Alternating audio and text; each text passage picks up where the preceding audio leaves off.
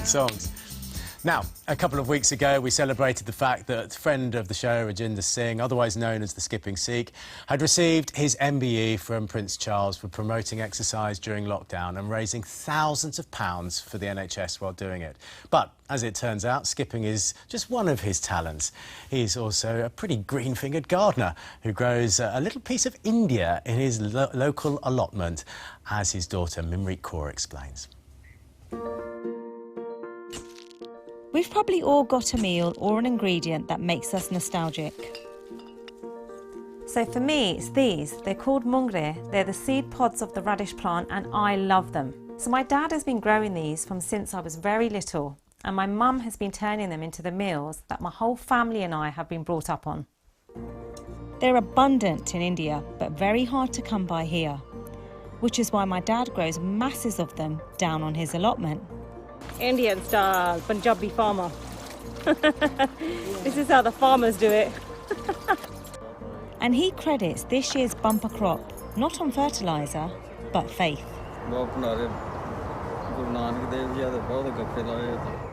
The allotment is the closest Dad has come to farming since he came to the UK in 1970. But it doesn't take many moongre to trigger memories of home. What I love about these is that they remind me of India when I was growing up. And we used to go and would visit our grandparents and would be on the farm. That's what I love. Does it take you back to India as well, and being a farmer? It reminds me what I learned from my parents. And I carry on until my last breath. I show to my children how to look after yourself. There are actually so many this year. I feel like you've got your own mini farm. Not me grown, it's a God helping. Dad's given away most of this year's bumper crop in line with the Sikh practice of seva, which is about giving to others without expecting something in return. We're about to take this lot to our local Gurdwara, which serves free meals to the local community every day. Are you sure you want to give them all away? Yes. God gave us to give it to others as well. Home or wherever someone needs it, give it to them. On the way, we're stopping off to pick up some more donated ingredients, and I can't resist comparing my dad's moongre with his friend Amajit's. Yours look like really nice, tiny little moongre. My dad's are like big, fat ones. I think that's more to do with looking after them. Is it? And the attention they've had. I think they've been fed with They've been fed with a lot of prayer. It's really unusual to get them, but obviously great that you have them here. Tell me about some of the memories that they bring to you. Well, the memory I have is of a family sitting around the dining, just all getting them ready to cook. The cooking part is not that hard, its preparation takes a long time. But so many methods to cook it. You can put in a pakoras, well, you can eat raw. I used to eat that much when I was young. I think, seeing your moongre makes me very jealous. They're very, very good, and I'll follow your tips of praying and talking to them. Next year we're going to have a competition, see who can grow the best. Yes. And maybe we can all grow the best. With Amajit's contribution packed up, next we're off to the Gurdwara. That's onions, I bring it.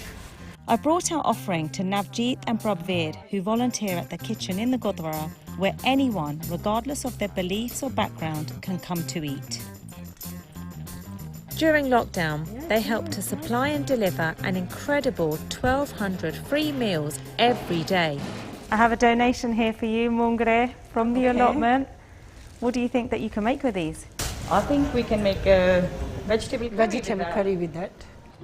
I'm used to eating them whole, but the dish calls for ground moongre. It is quite hard work to actually eat. It is.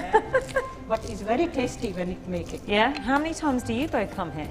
I come almost every day since lockdown happened. So that was really good opportunity for people to give to the our local community. You feel like you do for someone, and then you feel happy. Do you think people are going to be excited that they've got moongre as langar? Definitely. We don't make moongre very often, So I'm sure when we're going to cook this vegetable, they're going to like it as well and they're going to get happy.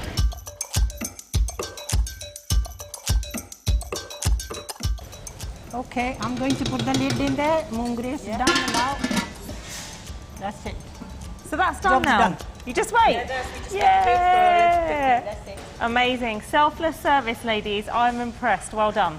I never thought that we can make a moongre in the Gurdwara. My dad frequently volunteers at the Gurdwara and is helping us serve the meal made with his moongre.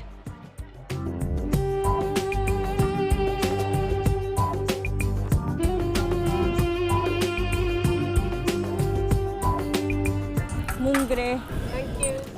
India, when we was in India back home, we having moongre in the farm. So my mom always cook really nice, tasty, spices. So it's reminded me of my mom and India. It's the first time I've had it in the Gurdwara. It's very nice. And while it might not be my mum's cooking, this moongre recipe really does remind me of the meals I grew up with. So moongre has special memories for me here, as it does in India. It just takes me right back to that moment of when I first had it. And actually, I'm really proud of my dad, who's grown this and shared it with so many people.